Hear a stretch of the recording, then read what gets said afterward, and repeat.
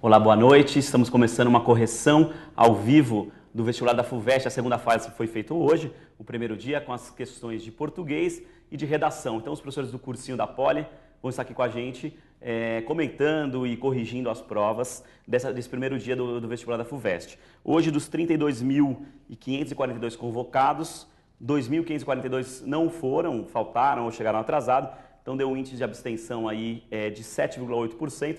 Então caiu em relação ao ano passado, que foi de 8,5%.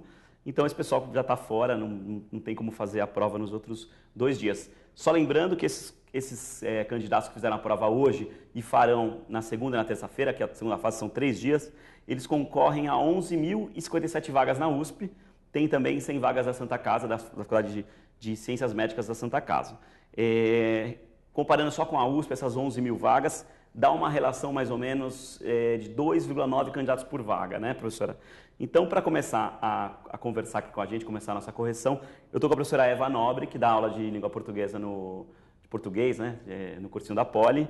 E, professora, de uma maneira geral, qual que é a avaliação que a senhora e os professores do cursinho fizeram e fazem do vestibular dessa segunda fase, principalmente desse bloco de questões de língua portuguesa? A banca do cursinho da Poli, nós achamos a prova bastante equilibrada. É uma prova que não apresentou nenhuma surpresa em relação aos outros anos. É uma prova que continua com o mesmo estilo, equilibrado da FUVEST. É uma prova que exige bastante concentração do aluno, mas é uma prova basicamente fácil até, porque comenta-se que outras matérias os alunos sofrem bastante, né? Na nossa área é uma prova bastante tranquila, não tem atropelos na prova. O cara que está bem preparado, bem estudou... preparado, está com calma, teve tempo suficiente, começou com certeza, deu tempo fazer uma boa prova de português.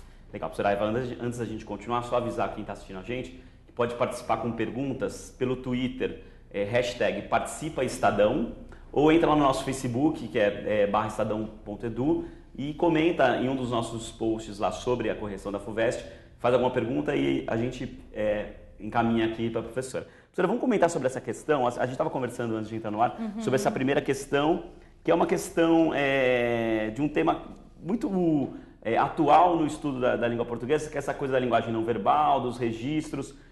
Essa questão começou bem? O aluno começou já com grandes dificuldades ou já é uma questão difícil? Como que a senhora entende essa questão? Ela não é uma questão difícil. O aluno, provavelmente ele não teve dificuldade para respondê-la, porque na verdade ele passa por isso no dia a dia. Ele sabe a diferença entre a linguagem escrita, né, as exigências da linguagem escrita e a linguagem falada, né? Então, se a expressão aqui, né, o filho pedindo, mande-me dinheiro, né? Se for escrito, apenas, se o pai lê isso aqui, apenas escrito, é uma oração que causa impacto mesmo, é uma coisa mais... Uma ordem, né? O modo imperativo aqui, né? Mas, na linguagem, por telefone, por exemplo, que é o que pede aqui a alternativa A, tranquilo, porque não sairia com esse peso da ordem, né? A informação sairia diferente, ele teria outros recursos, o tom da voz, por exemplo, ela ameniza essa imposição da linguagem verbal, não é? Da fala aqui, da linguagem escrita, na verdade. Sim. Então, o aluno acho que não teve nenhum problema, não, para fazer essa questão. Isso é abordado nas aulas, esse tipo de tema? Esses registros? Os registros, né? A maneira como a gente fala, né? E a maneira como os recursos que a gente tem para falar, né? O olhar, o gesto, a entonação é uma coisa. Sim. A linguagem escrita, ela é uma representação dessa nossa linguagem verbal. Ela tende a ser uma representação dessa linguagem verbal, essa linguagem oral nossa. Mas nós temos muito mais recursos, na verdade. Não verbais, né? Não verbais. Eu estou aqui com você agora conversando, é tudo muito tranquilo, porque a gente está se entendendo pelo olhar, pelo gesto, né? Enfim. Então tem os signos aí, né, que são diferentes. Na linguagem escrita é uma coisa mais econômica, né? Sim. Ela não tem toda esse aparato que a gente tem na linguagem oral. Sim. É uma questão de registro, né? Então o registro E é isso mesmo, e é assim que tem que ser. Uma coisa é uma coisa, outra coisa é outra coisa, né? Linguagem oral é uma coisa, linguagem escrita é outra. Esse era o tema, mas e o cara tomou pouco tempo, então essa questão tomou pouco tempo do aluno. Toma pouco tempo, não é difícil não tem problema. Boa. Agora essa segunda questão, tem uma série de frases, eu sempre achei muito difícil esse tipo de questão que pede que você encontre numa frase algum erro, né? E fala aqui em paralelismo, né? Reescreva as frases 1 e 2. O que é paralelismo, professora? É uma sequência, né? Então, por exemplo, se você pensa assim, duas ruas, as ruas paralelas, elas seguem uma direção, sim, né? Na sintaxe também, na frase, elas tendem, uma frase bem escrita, elas tendem a seguir uma direção. Então, por exemplo, nessa primeira aqui, o futebol conquistou um papel na sociedade tanto culturalmente como econômico e político.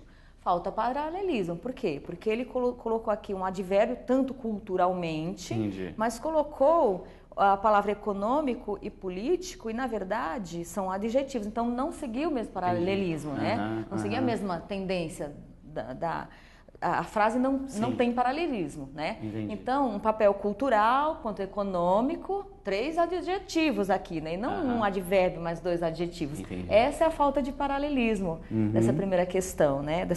Essa número 1 aqui.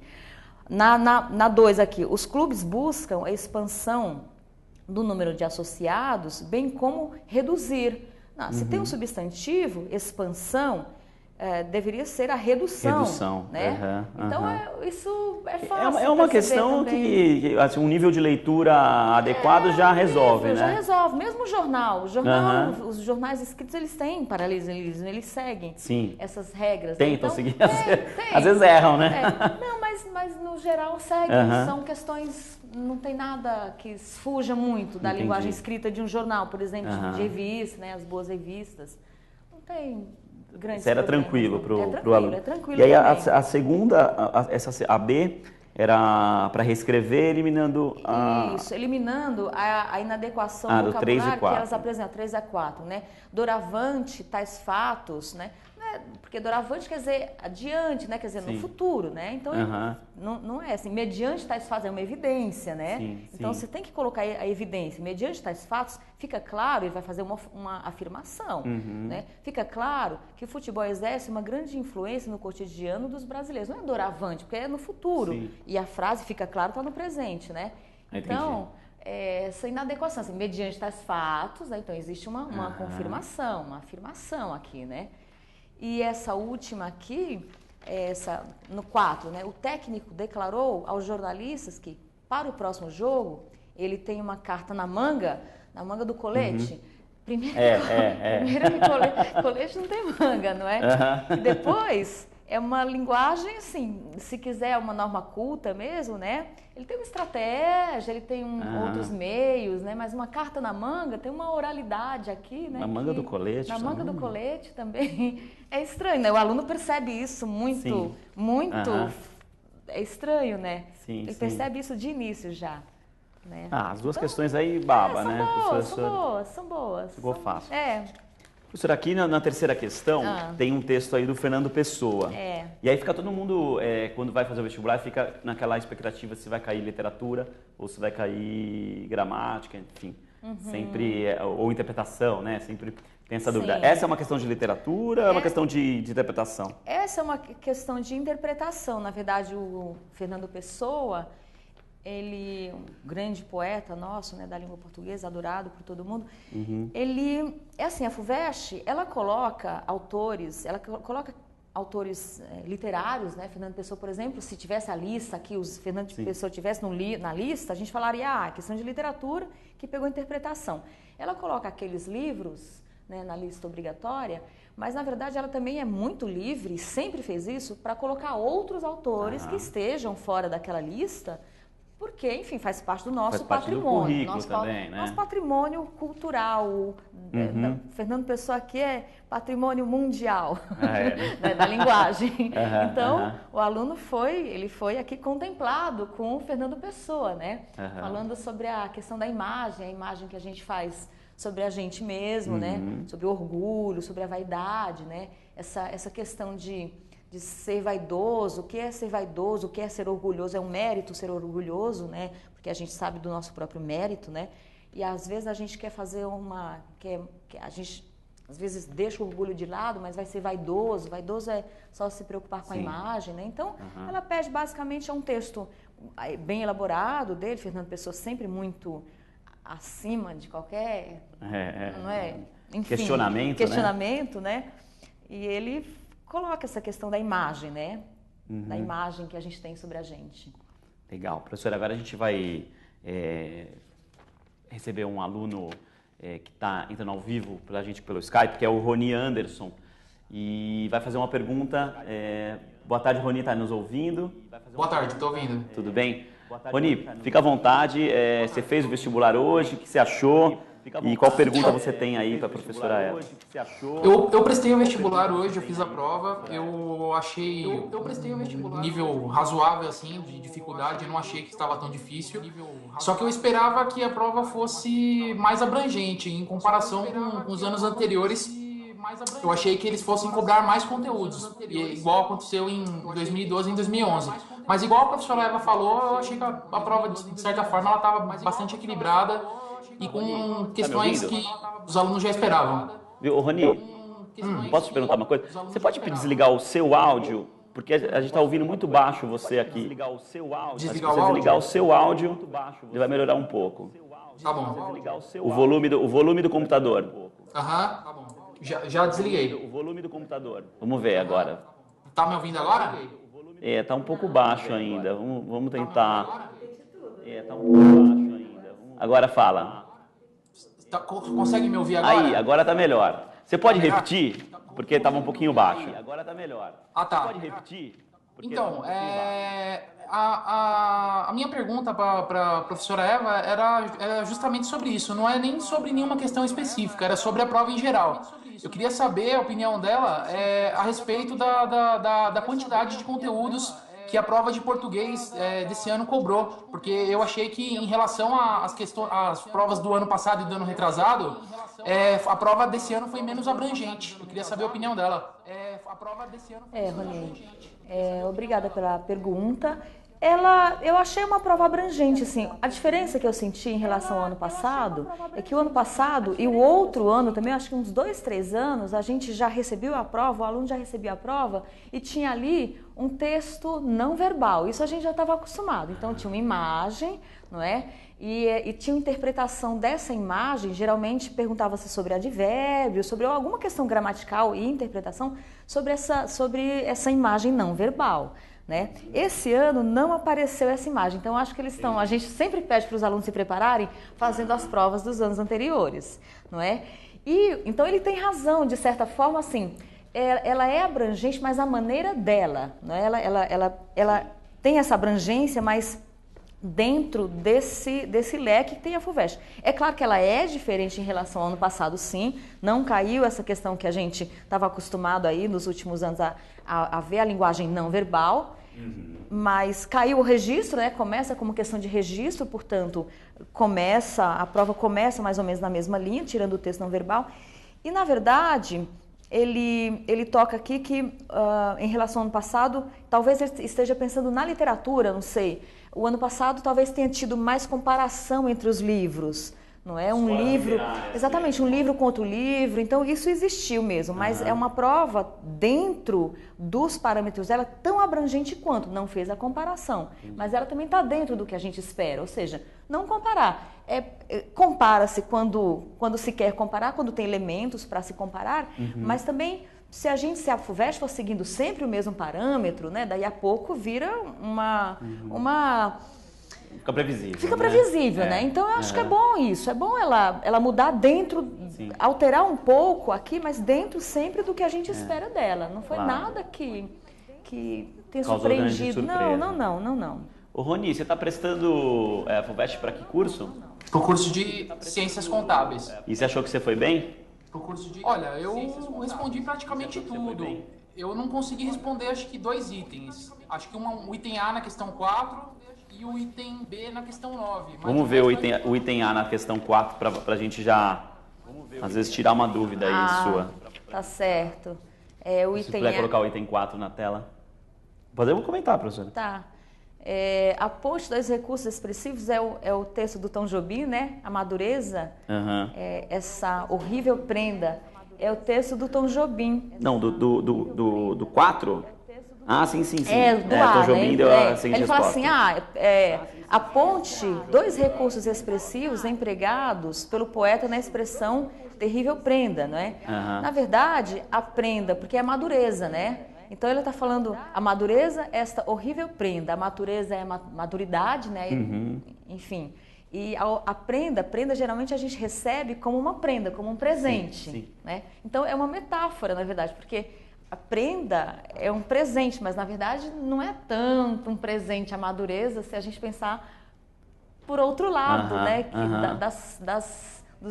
Dos desafios que a velhice, que a madureza impõe, né? Sim. Então, na verdade, aqui é uma metáfora, mas também tem dois recursos expressivos, ela pede, mas também um paradoxo, porque terrível prenda ou horrível prenda são palavras que horrível assusta, né? Horrível é uma coisa que é mais chocante, não é?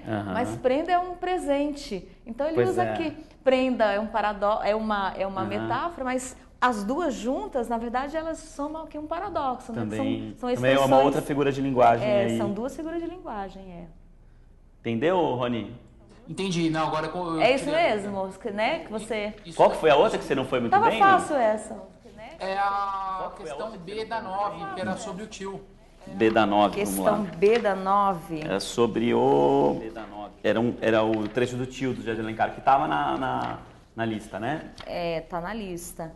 A B da 9, deixa eu ver aqui, considerando a expressão anjo, demônio, no contexto cultural da época em que foi escrito o romance, justifica-se o fato de o narrador classificá-la como antítese banal. Olha só, Rony, você lembra que o José de Alencar, ele faz parte de uma escola que é o romantismo, né? Então, se você pensar no Álvares de Azevedo, por exemplo, as mulheres, elas são caracterizadas dessa forma, né? No romantismo é assim, a mulher, ela é um anjo por conta de certa pureza que ela tem, mas ao mesmo tempo, isso é um paradoxo também que aparece aqui nesse anjo-demônio, né? Mas também tem o demônio porque ela é um diabo os sofrimentos que podem causar. Então, isso é uma expressão, sim, ela é corrente no romantismo, se a gente pensar na escola literária, né? E ele coloca, a questão é justamente essa, no contexto cultural da época em que foi escrito o romance. Então, a gente lembra do romantismo, assim, ela é, sim, uma expressão bastante comum. Ela é uma por isso antítese, banal. Exatamente, por isso banal, não é? Justifica-se o fato de o narrador classificá-la-se como antítese banal. Sim, a mulher, no romantismo, ela é vista dessa forma. Entendi. Legal. Rony, primeiro a gente agradece a sua participação e continue acompanhando aí. Boa sorte no seu vestibular aí e nos próximos dias de prova. Opa, obrigado.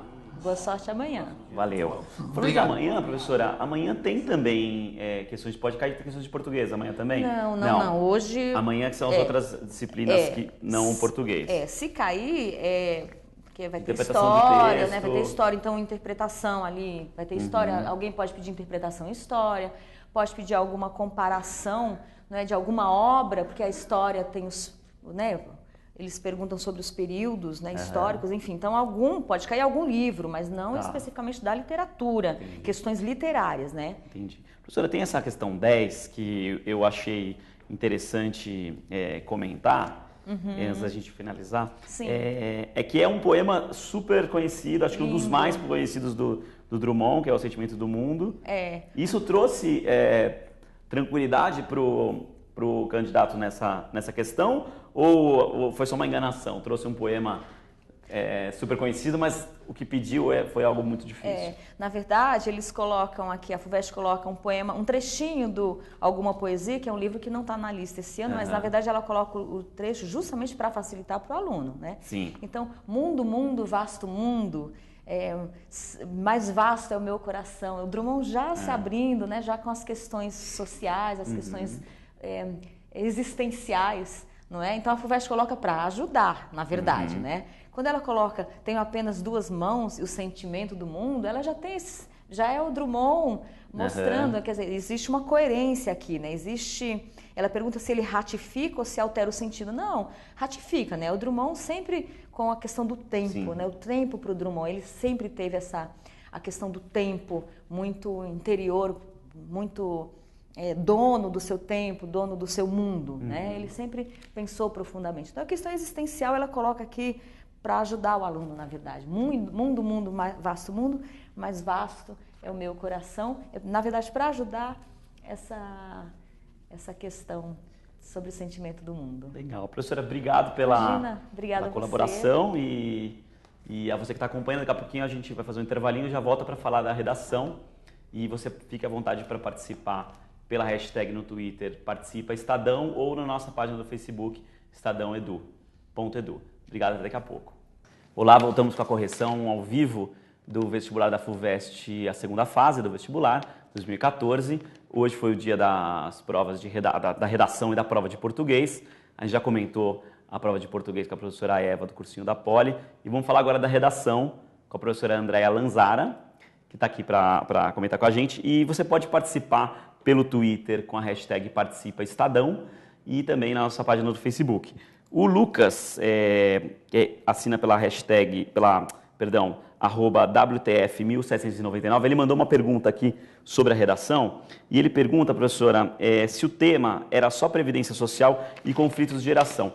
Para você ter uma ideia, que está assistindo a gente não fez a prova, o tema da redação trazia um texto traduzido do jornal The Guardian, em que falava aqui de uma notícia, de uma fala do ministro de Finanças do Japão, falava sobre a velhice, sobre a questão das contas públicas em relação aos idosos, né?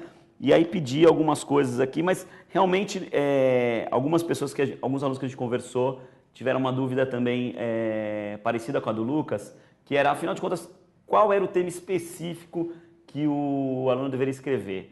É mais ou menos o que o Lucas falou e em outra linha? Como que foi, André? Boa noite, Lucas. Boa noite a todos. O Lucas direcionou a sua argumentação certa, mas não era só essa direção de falar sobre a questão da Previdência Social. É claro que havia, como a própria FUVEST colocou, outras implicações, né? Então, a declaração polêmica do ministro das Finanças do Japão provoca implicações éticas, que são filosóficas, implicações culturais, implicações econômicas que foram as abordadas, né? Ele disse que tratou da questão da Previdência Social, é bastante pertinente. Então, a FUVEST, na própria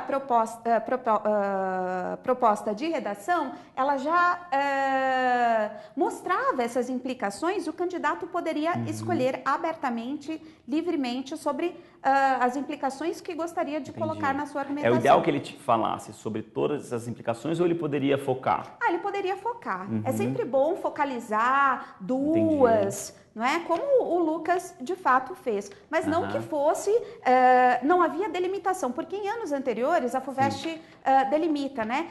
Trabalhe com dois aspectos dos aspectos mencionados. Esse ano não, ela não delimitou. Né? E um fato interessante foi que a FUVEST também colocou algumas perguntas, né, para que o candidato pudesse refletir, já fazendo uma orientação argumentativa, né, que o candidato poderia seguir. Isso facilitou, então, a vida dele? Muito, facilitou. Ele pergunta aqui essas opiniões, só ler aqui para a gente pontuar. Considera as opiniões atribuídas ao referido político japonês, tendo em conta que elas possuem implicações éticas, culturais, sociais e econômicas capazes de suscitar questões de várias ordens. Essas opiniões são tão raras ou isoladas quanto podem parecer. O que as motiva? Né? O que elas dizem sobre as sociedades contemporâneas?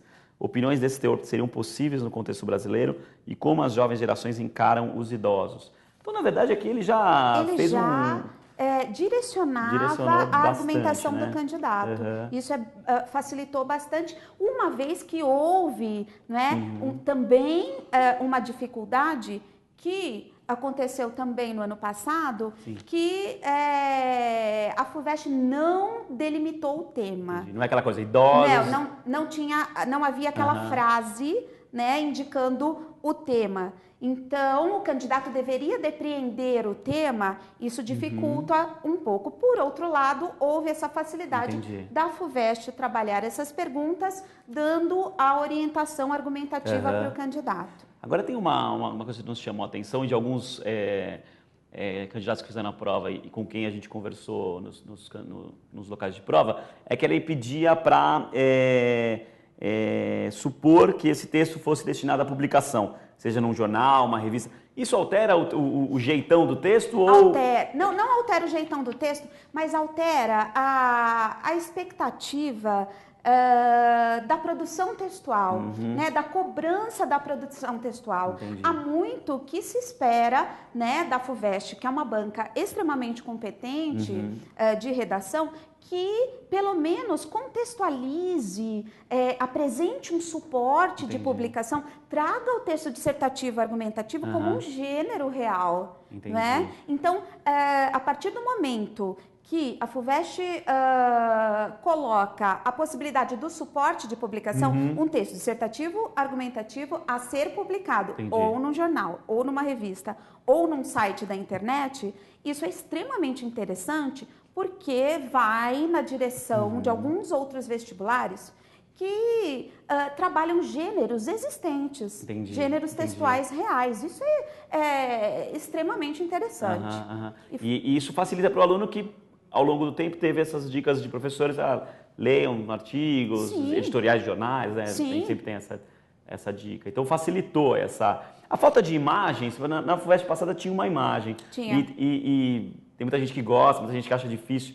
Essa ausência de imagens traz uma dificuldade ou não muda muita coisa? Não, eu acho que dificuldade não. Acho que a FUVEST pensou, a ausência de imagens decorreu mais do texto escolhido ser um texto longo do que né, de qualquer outro aspecto. Então, não é tradição da FUVEST colocar um excerto apenas. Entendi. Não é tradição. Isso é verdade. Então, a FUVEST coloca 2, 3 excertos curtos, né, ou um excerto e uma imagem, mas como o texto era um pouco longo, a banca deve ter optado por trabalhar somente com um excerto. Isso também foi novidade. Isso também foi novidade. É difícil prever, como a senhora falou, qual o caminho o aluno pode seguir ou deveria ter seguido.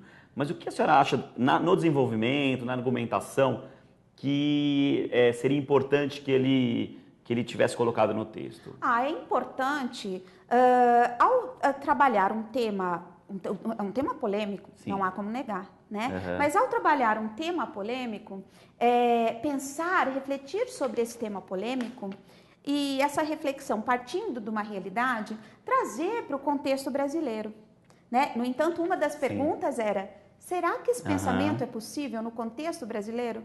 Sim. Ora, estamos vivendo um processo de desenvolvimento que aumenta a expectativa de vida e vai, né, decorre disso um envelhecimento cada vez maior da população. Isso é muito novo no Brasil. Essa mudança geracional. E tem sido muito abordada, né? Tanto na cobertura jornalística. Tem sido bastante trabalhado. E não é novidade no Japão. Aliás, isso é velho no Japão. Então, seria muito interessante, daí é que eu sempre digo, né? Eu sempre digo aos alunos, redação não é só língua portuguesa. O aluno tem que ter essa bagagem, esse repertório, né? Nesse caso aqui específico, um repertório de geografia, um repertório de sociologia, um repertório de filosofia, um repertório de história, né? Então, um repertório de economia.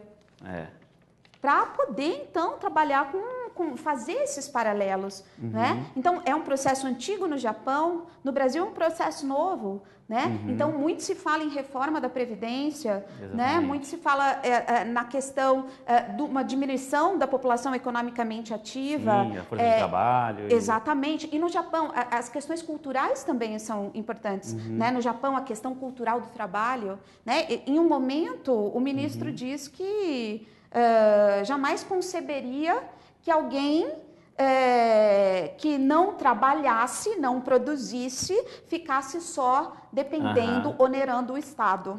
Então, quer dizer, há que se levar em conta, né, a questão social, várias questões aí, mas a questão cultural é forte. É uma sociedade que dá um valor ao trabalho diferente, não é? É uma sociedade que dá um valor ao trabalho diferente. Senhora, dá para elencar alguma coisa que o aluno pode se diferenciar para a banca em relação a todas tanto ao tema quanto ao desenvolvimento? Eu acho que assim, quando a banca pergunta se isso é possível no Brasil, se esse pensamento é possível no Brasil, talvez o primeiro pensamento do aluno seria o de negar um pensamento desse na sociedade brasileira. Mas e se essa população vai envelhecendo e começam a ocorrer vários problemas na previdência social, na seguridade social? Será que um pensamento desse tipo não é possível de aparecer? Será que ele já não existe? Sim. Né, em alguns momentos, né? Porque não é só essa dimensão econômica também. Nós temos a dimensão filosófica, a dimensão ética, temos a dimensão social. Outro aspecto importante a ser abordado era o aspecto dessa relação. A jovem geração convivendo cada vez mais com o idoso. Né? Como que essa jovem geração vê o idoso? Até o respeito ao idoso. Sim, a questão do respeito poderia ser abordada. Como é que ver esse papel social do idoso, que é um papel que vem se transformando devido a esse processo de desenvolvimento que estamos passando. Entendi. Agora, se a redação, porventura, seguisse o raciocínio do ministro das Finanças do Japão, que é um raciocínio um pouco polêmico em relação a... Ele poderia perder ponto, como pelo menos no Enem você tem uma questão muito clara de que deve respeitar os direitos humanos, e aí talvez esse posicionamento do ministro aqui pode ser entendido dessa forma. Na FUVEST tem esse mesmo risco de o aluno, às vezes, se ele se posicionar de um jeito coerente e com bons argumentos, mas levando em conta esse argumento polêmico do primeiro-ministro, do ministro de Finanças do Japão, ele pode perder nota ou ele pode ir bem, enfim, pode se diferenciar? Vou fazer uma pergunta agora. Será que é possível ser coerente? Trazer argumentos plausíveis sem princípios éticos? Sim, você vai acabar caindo numa sinuca. Vai acabar, exatamente, é isso que eu falo. O Enem, surgiu isso como critério no Enem, simplesmente para ajudar o estudante a argumentar. Né? Porque no início do Enem houve um processo em que pegávamos várias redações, os corretores pegavam várias redações que, na realidade, iam contra os direitos da dignidade do homem, os direitos, né, do cidadão. Então, isso surgiu como um critério para ajudar o candidato a escolher, selecionar argumentos plausíveis, argumentos sólidos. Então, assim, não é possível trabalhar com argumentos coerentes ferindo a dignidade humana, ferindo, né, os direitos humanos, trabalhando com o preconceito. Não é possível. Uma pergunta, dois internautas, o Bruno Castanha Darim e o... não, na verdade ele faz a pergunta duas vezes. Se não colocar o título na redação, faz com que ela seja zerada, e aí eu já complemento qual é o peso do título na redação, que é pedido aqui na proposta, na nota. Na realidade a redação não é zerada. Né? O título, quando ele é pedido na proposta, ele é avaliado. Então, o aluno perderá alguns pontos por conta, né, da ausência desse item, que é um item textual. Se ele é pedido, é considerado um item textual. Né? O Enem pede, mas ele não é considerado para pontuação. Entendi. Desculpe, o Enem não pede título, ele é considerado como linha escrita, mas não é avaliado. Já a FUVEST, quando pede na proposta e ficou um período sem pedir, né? Há uns 6 anos voltou a pedir o título, ano a ano, Então, quando o título está pedido de maneira clara e explícita na proposta, ele é avaliado. Então, zerar o candidato não zera, mas perde pontos. Entendi, perde pontos, não vai zerar. Não, zerar não. Professora, essa redação foi mais difícil que o do ano passado? Dá para fazer essa comparação? Em se tratando de FUVEST, eu penso que não há redação tranquila. Uhum. Em se tratando de FUVEST, não há redação tranquila. O que há são propostas bem feitas. Em relação ao ano passado, eu acho que o candidato desse ano, a proposta desse ano exigiu um candidato com mais repertório. E foi uma proposta mais interdisciplinar. Acho que esse ano ela trabalhou com mais elementos aí de outras áreas do conhecimento. Mas vai facilitar para os corretores Sim. na hora de diferenciar os candidatos. Sim. Professor André, obrigado pela participação, pela ajuda e pela colaboração conosco e com os vestibulantes que estão nos acompanhando. Amanhã, na segunda-feira, a gente continua com a correção da FUVEST a partir das 19h30. O vestibular acontece à 13h. Amanhã é um dia em que caem todas as matérias do currículo do ensino médio, com exceção de português, que hoje já teve 10 questões e também não tem redação. E você já pode ir mandando suas perguntas pela hashtag Participa Estadão e nos acompanha aí na cobertura tanto no nosso portal estadão.com.br/educação e amanhã no Jornal Impresso no Estadão, nas bancas. Obrigado.